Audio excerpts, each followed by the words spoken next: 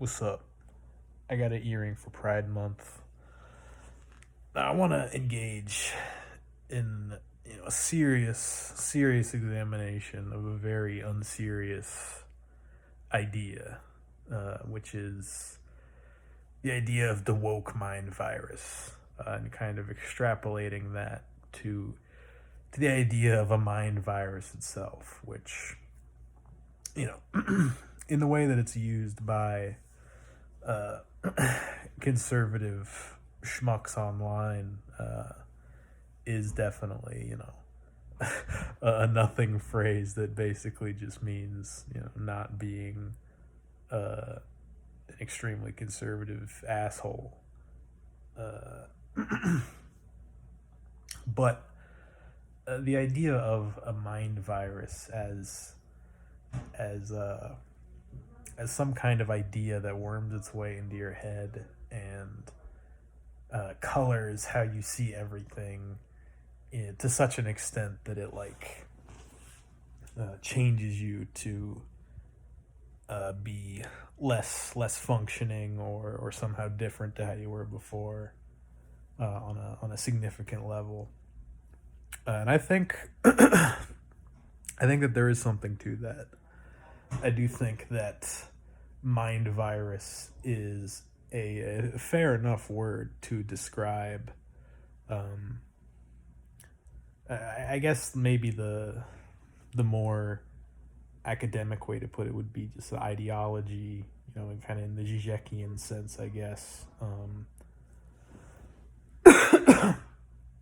But I don't think it's necessarily even as as sophisticated as that a lot of the time. So I think that's why I kind of prefer mind virus, um, because the infection aspect of that, that kind of speaks to me about how it seems to affect people. Now, the woke mind virus, the idea of wokeism, which nobody can ever define, is is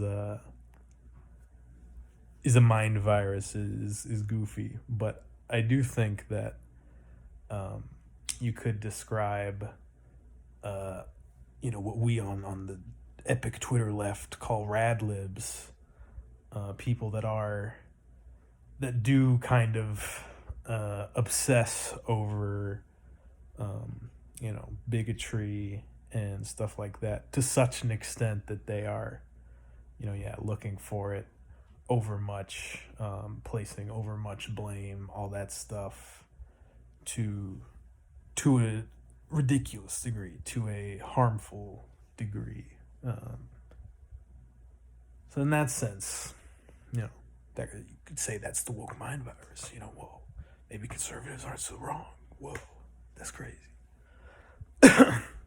But obviously, the most common way that this manifests online is with conservative mind viruses, so to speak. To me, the one that jumps to mind is the anti woke gamer mind virus, which I was kind of a part of firsthand, in the ground floor with Gamergate shit back when I was, a 14-year-old epic white boy gamer. Um, and how that kind of frame of reference of looking for feminism in every video game and all this shit, how that can uh, just turn your mind into this fucking toxic chemical vat of bile. And you can see that with the quartering, with fucking Geeks and Gamers, I think is his name. There's a million such conservative gamer bros that are always complaining about. Before they just called it SJW shit, Sarkeesian feminism, all this. Now they've fully joined the wokeism. That's their main enemy.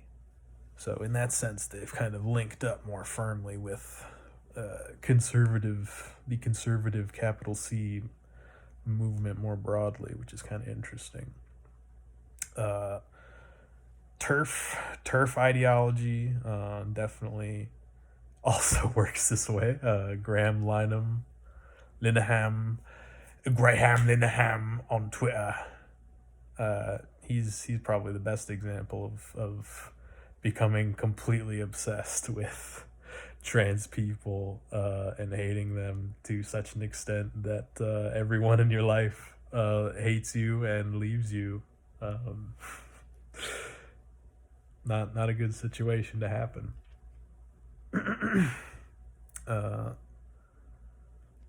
yeah, it's as to what causes a mind virus. I mean, who can say?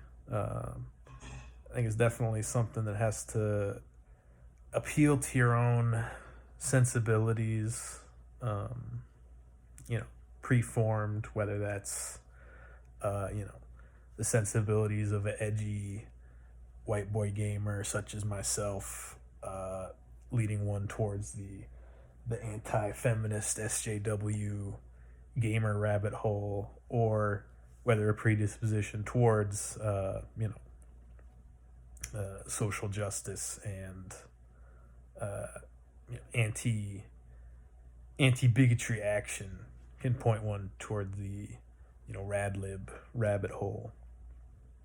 Um, Depends on how you're kind of predisposed beforehand.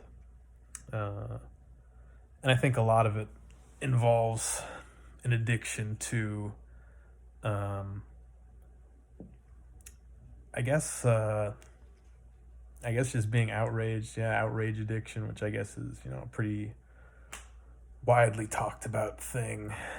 Being able to kind of have righteous indignation at something, not just being kind of a bewildered bystander looking at everything helplessly, which I think most people are. Uh, yeah, gives you something to crusade for one way or another, I guess. And I think that's why it can worm its way so deep, especially in today's circumstances where there is very little to hold on to mentally or ideologically in this country. Yeah, that's sociology with Matt.